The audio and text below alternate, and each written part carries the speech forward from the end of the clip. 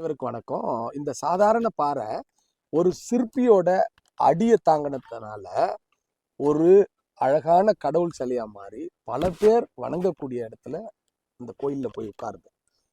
இதுவே இன்னொரு பாறை பார்த்தீங்களன்னா அந்த அடி தாங்க முடியாத அந்த நெளிவு சுழிவு இல்லாத உடஞ்சி போற பாதை. அதே கோயில்ல நடந்து போகும்போது கால் தடம் படக்கூடிய ஒரு படிக்கட்டா மாறி அதோட வாழ்க்கை முடிஞ்சு போகுது. இந்த தருணத்துல ஒரு விஷயத்த நான் பதிவு பண்றேன். எது அடி தாங்குதோ, வலிகளை தாங்குதோ, அது உயர்ந்த இடத்துல நிற்கும். அப்படிதான் ஒரு காலத்துல ஆசிரியர்கள் மாணவர்கள் பக்குவப்படுத்துறதுக்காகவும் நெறிப்படுத்துறதுக்காகவும் தன்னோட பெரம்புல அடிப்பாங்க. அப்படிப்பட்ட ஒரு சூழல்ல இருக்கும்போது நாட்டுல ஒழுக்கமா இருந்தாங்க. போலீஸுக்கான வேலை இல்லை.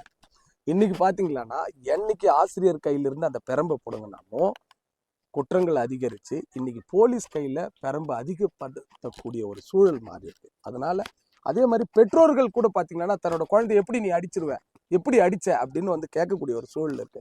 அவங்க அடிக்கிறதே எதுக்குன்னா நாளைக்கு ஃபியூச்சர்ல ஒரு மோசமான ஒரு சமுதாயம், ஒரு கெட்ட ஒரு சமுதாயம் உருவாக்க கூடாதுன்றதை அவங்கள ஷேப் பண்றாங்க. சிலை மாதிரி ஷேப் பண்றாங்க. எப்போ உளியில அடிக்கக்கூடிய அந்த சாதாரண கல் சிலையா மாறி பல பேர் வணங்கக்கூடிய ஒரு இடத்துக்கு போதோ அதே மாதிரிதான் தன்னோட குழந்தைங்க ஷேப் பண்றாங்க. மாணவர்களை ஷேப் பண்ணக்கூடிய ஒரு இடத்துல இருக்கிற அந்த ஆசிரியர்களை என்னைக்கு நம்ம பெரம்பை பிடுங்கிட்டோமோ அதனாலதான் இன்னைக்கு போலீஸோட பெரம்புகள் அதிகமா நீளக்கூடிய ஒரு சூழல் இருக்கு.